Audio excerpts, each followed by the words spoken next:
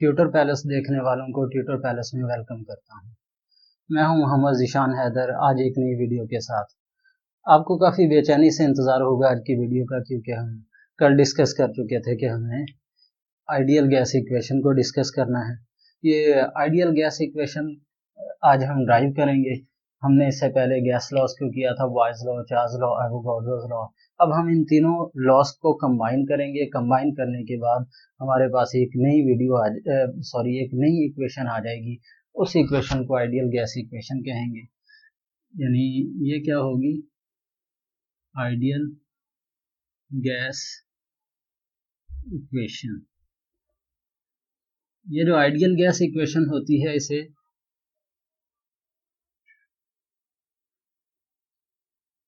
General gas equation भी कहते हैं। यानी ये जो आइडियल गैस इक्वेशन है, इसे जनरल गैस इक्वेशन भी कहते हैं। अच्छा, अब ये होगी किस तरह से? जैसे सबसे पहले हम क्या कह देते हैं, अकॉर्डिंग टू बॉयल्स लॉ।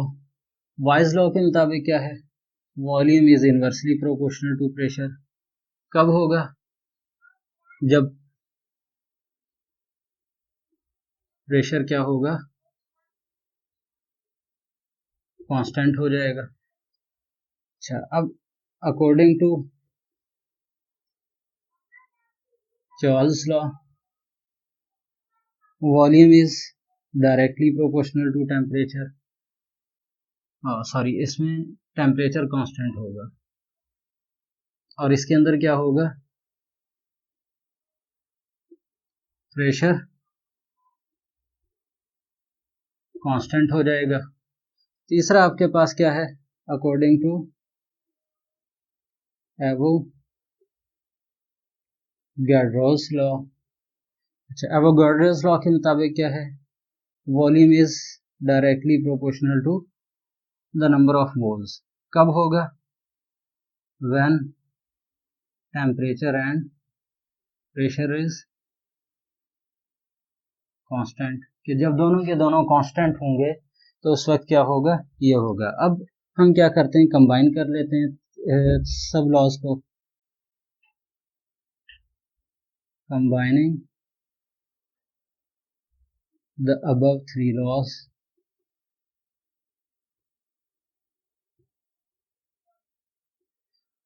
तीनों के तीनों, बॉयल्स लॉ, चार्ल्स लॉ और एवोगाड्रो लॉ, तीनों के तीनों लॉज को हमने क्या करना है? कंबाइन करना है। कंबाइन करेंगे तो ये बनेगा V proportional to 1/P multiply by T multiply by N। अब आप क्या करते हैं? प्रोपोर्शनैलिटी आप ख़त्म करना चाहते हैं। प्रोपोर्शनैलिटी ख़त्म करने के लिए आपने क्या किया? इज इक्वल टू लगाया और कांस्टेंट लगा दिया। हमने यहाँ पे कांस्टेंट R लगा दिया, R T N upon P, यानी ये हो गया। और P नीचे, P को अगर हम इधर शिफ्ट करें तो ये बन जाएगा PV is equal to, N को पहले लिख लेते हैं, R को बाद में, T को। तो ये जो इक्वेशन आपके पास बनी है, इसको हम कहते हैं जनरल गैस इक्वेशन या आइडियल गैस इक्वेशन कहते हैं। अच्छा, अब ये जो जनरल गैस इक्वेशन या आइडियल गैस इक्वेशन है, इसमें P क्या चीज़ है? यानी मैं यहाँ पे लिख देता हूँ कि where P is equal to pressure. P क्या होगा? प्रेशर होगा। और V वॉल्यूम ऑफ गैस होगा। N number of moles. R हमारे पास क्या होगा? R constant of proportionality, constant of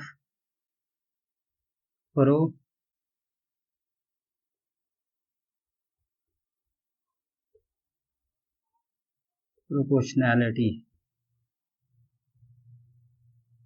known as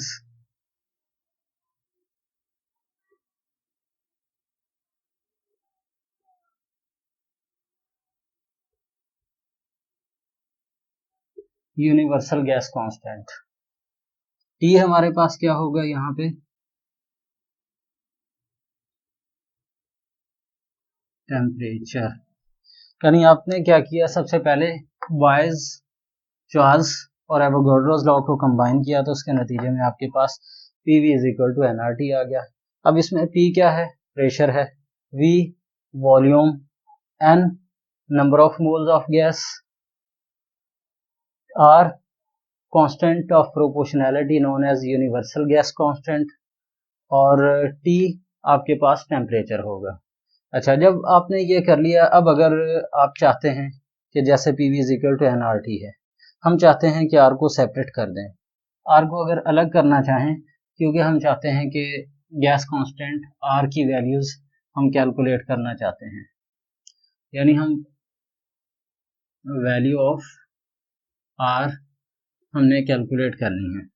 अब क्या होगा, हमें इक्वेशन हमारे पास है PV is equal to nRT। अगर हम N और T को इधर शिफ्ट कर दें तो PV upon NT is equal to R, यानी R आपके पास होगा PV अपॉन NT। ये इक्वेशन आपके पास बन जाएगी R की वैल्यू कैलकुलेट करने के लिए। अच्छा, अब हम R की वैल्यू कैलकुलेट कैसे करना चाहते हैं?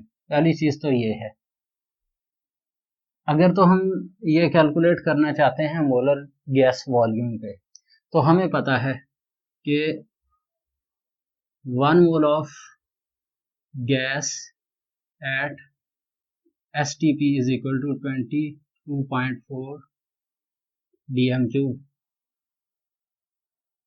और अगर हमारे पास N जो है वो 1 मोल है, जैसे कि ये है, वॉल्यूम हमारा क्या होगा? 22.4 dm³ होगा, और ये किसके अंदर होगा? ये मोल में होगा आंसर। फिर बाकी आपके पास टेम्परेचर जो T होगा, आप याद रखिएगा कि जब भी आप गैस लॉज को यूज करेंगे तो आपने टेम्परेचर को केल्विन में लेना है। ये आपका टेम्परेचर होगा 273 केल्विन, यानी 273 केल्विन का मतलब क्या है कि आप इसको 0 डिग्री सेंटीग्रेड पे ले रहे हैं। 0 को जब आप के अंदर जब आप 273 ऐड करेंगे तो 273 ही इसका आंसर आएगा। अच्छा, अब आपके पास ये आ गया, और प्रेशर हम यहाँ पे यूज करेंगे 1 atm। अब आपने क्या किया, R के अंदर ये वैल्यूज पुट कर दें। इसमें हम प्रेशर हमारा 1 atm है, तो हमने लिख दिया 1 atm मल्टीप्लाई वॉल्यूम आपका कितना है? 22.4 dm³, N आपका 1 मोल है, और टेम्परेचर आपका 273 केल्विन है। इस पूरे को अगर हम सॉल्व करें तो 0.0821 एटमॉस्फेयर लीटर, सॉरी dm³, आप dm³ को लीटर भी लिख सकते हैं, ये होगा पर मोल पर केल्विन। हम इसको इस तरह से भी लिख सकते हैं 0.0821 एटमॉस्फेयर dm³ पर मोल, यानी मोल इनवर्स केल्विन इनवर्स। तो इस तरह से भी हम इस वैल्यू को लिख सकते हैं। यानी आपने क्या करना है कि ये जो है गैस कांस्टेंट की एक वैल्यू तो ये होगी। वैसे तो आप इसके बहुत सारे यूनिट्स बनते हैं गैस कांस्टेंट के, आप कोई भी यूज कर सकते हैं। इसके अलावा एक तो आपके पास ये हो गया। अगर फॉर एग्जांपल हम एक और काम कर सकते हैं कि जैसे हमने क्या करना है कि N जो है नंबर ऑफ मोल्स, हम वही 1 मोल ले लेते हैं, और प्रेशर जो है, प्रेशर को हम ले लेते हैं 101,325 न्यूटन पर स्क्वायर मीटर ले लेते हैं। वॉल्यूम हमारा क्या आ जाएगा? 0.0224 मीटर क्यूब। क्यों? क्योंकि हमारे पास ये न्यूटन पर मीटर स्क्वायर है, तो हमने यहाँ पे इसको भी मीटर में कन्वर्ट कर दिया जो हमारे पास dm³ में था। ये किस लिए किया है? क्योंकि याद रखिएगा कि 1 लीटर जो होता है वो 1 dm³ के इक्वल होता है, और 1 मीटर क्यूब जो होता है इसके अंदर 1000 लीटर होते हैं। यानी 1000 लीटर का मतलब क्या है कि 1000 डीएम क्यूब इसके अंदर होते हैं। यही वजह है कि अब आप क्या करेंगे कि अब आपने करना ये था कि आपके पास ये जो 22.4 था इसको आपने 1000 से डिवाइड कर दिया, तो अब आपके पास 0.0224 डीएम मीटर क्यूब में इसका आंसर आ गया। और आपके पास अब क्या बचा है, बाकी आपके पास बचा है टेम्परेचर। टेम्परेचर आपने क्या करना है, टेम्परेचर कितना ले आ जाए, टेम्परेचर आपने वही एब्सोल्यूट टेम्परेचर लेना है, यानी 273 केल्विन। अब आप इसको आर की जो वैल्यू है पीवी अपान एनटी में पुट कर दें। R is equal to P, हमारे पास प्रेशर जो है वो 101,325 न्यूटन मीटर इनवर्स स्क्वायर में लिख देता हूँ, और वॉल्यूम हमारे पास है 0.0224 metre cube divide by N हमारे पास 1 मोल है, और टेम्परेचर 273 केल्विन है। अब आप इसको जब सॉल्व करेंगे तो ये क्या होगा कि ये जो मीटर इनवर्स स्क्वायर है इसमें से ये कैंसिल होगा, तो हमारे पास जो आंसर आएगा वो आएगा 8, यानी हमने क्या किया 101325 को मल्टीप्लाई किया 0.0224 से, फिर जो आंसर आएगा उसको आपने 273 से डिवाइड कर दिया। जब आप ऐसा करेंगे 8.314 ये आ जाएगा न्यूटन मीटर पर मोल पर केल्विन हमारा आंसर आएगा। किस वजह से आएगा, क्योंकि ये जो है अगर हम यानी 3 इसकी पावर 3 माइनस 2 करते हैं तो हमारे पास m की पावर 1 यानी खाली m बचेगा, तो न्यूटन मीटर हो गया। और आप याद रखिएगा कि 1 जूल जो होता है वो 1 न्यूटन मीटर के इक्वल होता है, तो इसका मतलब ये होगा कि हम ये न्यूटन मीटर को जूल के इक्वल ले सकते हैं। तो ये आर क्या हो जाएगा, आर हो जाएगा 3.14 जूल पर मोल पर केल्विन के इक्वल हमारे पास ये गैस कांस्टेंट की ये दूसरी वैल्यू आ जाएगी। हम डिस्कस कर रहे हैं वैल्यूज ऑफ आर को। वैल्यूज ऑफ आर को अगर हम देखें तो आर की बहुत सारी वैल्यूज हैं, खासतौर पे जब स्टूडेंट्स यूनिवर्सिटी के अंदर जनरल गैस इक्वेशन या आइडियल गैस इक्वेशन करते हैं तो उस वक्त उन्हें तकरीबन एक असाइनमेंट दिया जाता है। उस असाइनमेंट के अंदर ये होता है कि वो उन्हें तकरीबन 15 से 20 यूनिट्स के अंदर आर की वैल्यूज को कैलकुलेट करना है।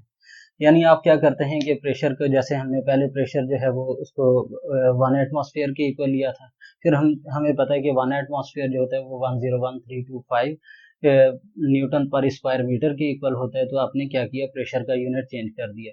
इसी तरह से आप सारे डिफरेंट यूनिट्स को चेंज करके डिफरेंट वैल्यूज निकाल सकते हैं। यानी अगर हम वैल्यूज ऑफ आर की बात करें तो आर की वैल्यूज में आपने 0.0821 एटमॉस्फेयर लीटर पर मोल पर केल्विन को डिस्कस किया। फिर आप और वैल्यू इसमें क्या ले सकते हैं, 8.314 जूल पर मोल पर केल्विन। फिर आप तीसरा आप इसी में से एक निकाल सकते हैं 8.314 मल्टीप्लाई 10⁻⁷ अर्ग पर मोल पर केल्विन। ये 10⁻⁷ कैसे आया, तो याद रखिएगा कि 1 जूल जो होता है वो 10⁻⁷ अर्ग के इक्वल होता है, तो इस वजह से इसकी ये वाली वैल्यू भी आ जाएगी। अब अगर हम क्या करते हैं कि ये जो जूल है, जूल को अगर हम कैलोरीज में कन्वर्ट करें तो 1.987 कैलोरी पर मोल पर केल्विन एक वैल्यू ये आ जाती है। आप यानी ये सारी वैल्यूज आप कैलकुलेट कर सकते हैं।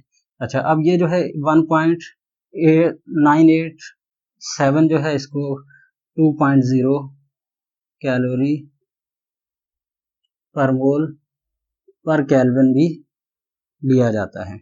यानी आप क्या करते हैं कि इसको डिफरेंट यूनिट्स के अंदर आप इसकी वैल्यूज को निकाल सकते हैं। या हम एक काम और भी कर सकते हैं कि वो ये कि जैसे फॉर एग्जांपल कि हमारे पास जो हम लीटर के अंदर लेते हैं, लीटर या एटमॉस्फेयर के अंदर। अब आप क्या कर सकते हैं कि जैसे एटमॉस्फेयर लीटर आपने लिया है, आप क्या कर सकते हैं कि लीटर की जगह आप क्या कोई दूसरा यूनिट ले सकते हैं, जैसे ml ले सकते हैं। अच्छा, अब अगर अगर आप ml के अंदर लेते हैं तो 82.1 ml एटमॉस्फेयर पर मोल पर केल्विन, एक आपके पास ये वाली वैल्यू आ सकती है। फिर ml की जगह अगर हम क्या करते हैं कि हम इसको लेना चाहते हैं mmHg में, तो ये आ जाएगा 62.3, यानी 62.3 ml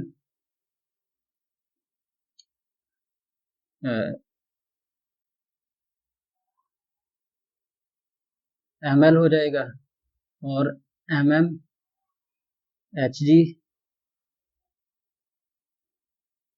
पर मोल पर केल्विन में भी हम ले सकते हैं। यानी अब इसके अंदर आपने क्या किया, सॉरी ये वाली जो होगी ml नहीं होगा, ये होगा लीटर। यानी आपने क्या किया कि ये जो प्रेशर है ये एटमॉस्फेयर की जगह आपने इसको mmHg में ले लिया। अगर आप इस तरह से करते हैं तो R की ये वाली वैल्यू भी इस तरह से यूज़ की जा सकती है। ये हैं, और इसके अलावा और भी आप प्रेशर, टेम्परेचर, वॉल्यूम, हर एक की वैल्यूज़ को 1 एटमॉस्फेयर किस किस के इक्वल है उसके इक्वल चेंज करते जाएं तो वैल्यूज़ आपकी चेंज आती रहेंगी। जैसे हमें पता है कि जैसे एक एग्जांपल दे देता हूँ कि 1 एटमॉस्फेयर जो होता है वो 760 टॉर के इक्वल होता है, और 1 एटमॉस्फेयर जो होता है वो 760 mm Hg के इक्वल भी होता है। तो यानी इसका मतलब यह हुआ कि ये 62.3 कब आएगा, जब आप उसकी जगह 760 mm Hg के इक्वल इसे ले लेते हैं।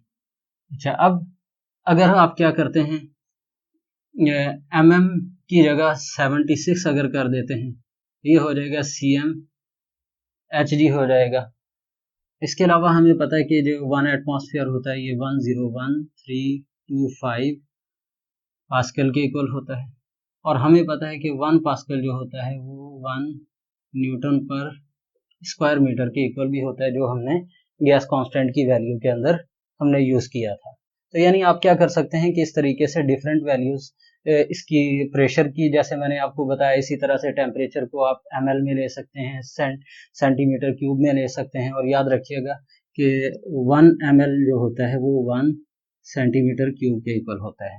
यानी इसका मतलब ये हुआ कि 1 लीटर जो है वो 1000 ml के इक्वल होता है, या 1 लीटर को हम कह सकते हैं कि 1000 cm क्यूब के इक्वल होता है। और जब आप ये पढ़ते हैं तो इसमें खासतौर पे यूनिट कन्वर्जन ही है, देखा जाए तो यूनिट को आप कन्वर्ट कर रहे हैं तो आर की आपकी वैल्यूज भी चेंज हो रही हैं।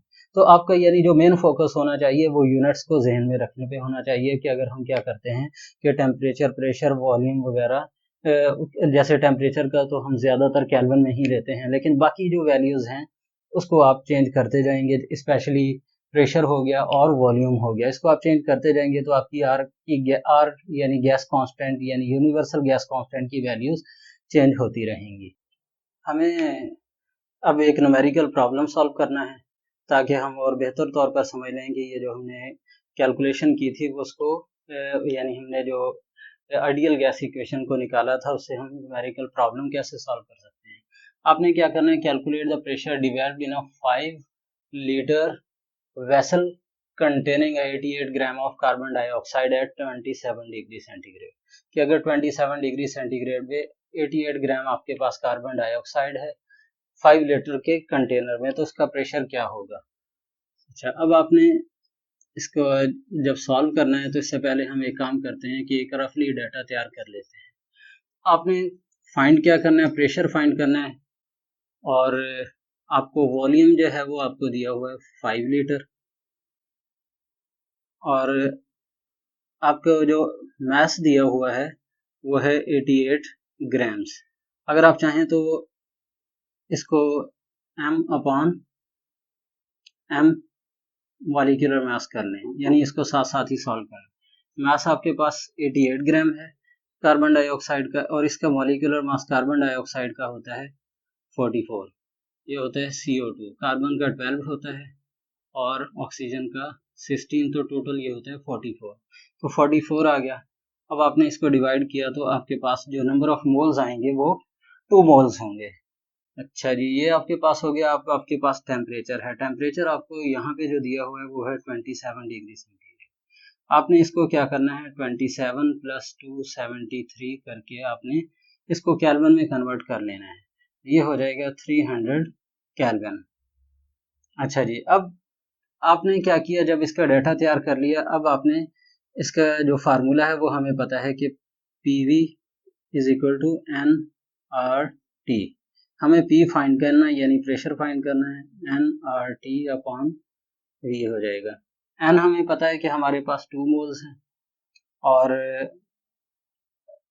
R की वैल्यू हमारे पास 0.0821। ये भी अगर आप यहाँ लिखना चाहें तो लिख लीजिएगा कि इसकी वैल्यू 0.0821 एटमॉस्फेयर लीटर पर मोल पर केल्विन है। अच्छा, टेम्परेचर हमने अभी फाइंड किया है कि ये 300 है और डिवाइड किससे करना है, वॉल्यूम से करना है। वॉल्यूम कितना है, 5 लीटर है। अब आपने जब इसको सॉल्व किया, सॉल्व करने के बाद अब आप क्या करते हैं कि जैसे फॉर एग्जांपल के हम क्या करते हैं कि इसको सॉल्व कर लेते हैं। 2 × 0.0821 × 300, आपका कैलकुलेट करने के बाद 49.26 आंसर आया। 49.26 डिवाइड बाय 5। अच्छा, अब आप क्या करते हैं कि इसको जब 5 से डिवाइड करेंगे तो 9.852 9.852 आपके पास आ गया, क्योंकि हमने गैस का यूनिट एटमॉस्फेयर में लिया था, तो ये आपके पास इसका आंसर भी एटमॉस्फेयर में आ जाएगा। तो इस तरह से आपने क्या किया कि ये वाला जो न्यूमेरिकल है ये आपने इसको सॉल्व कर लिया। आप इसी तरीके से क्या कर सकते हैं कि जैसे हमने प्रेशर को सेपरेट कर लिया, इसी तरह से आप सारी वैल्यूज को जो भी आपको चाहिए होगा उसको सेपरेट करके उस फार्मूले में से आप कैलकुलेशन कर सकते हैं। मुझे उम्मीद है कि मैंने, क्योंकि बहुत ही आसान अल्फाज में इसको समझाने की कोशिश की है, उम्मीद है कि आपको पूरा लेक्चर समझ आया होगा। और मज़ीद केमिस्ट्री को समझने के लिए हमारे साथ जुड़े रहें। Thank you so much. अल्लाह हाफ़िज़।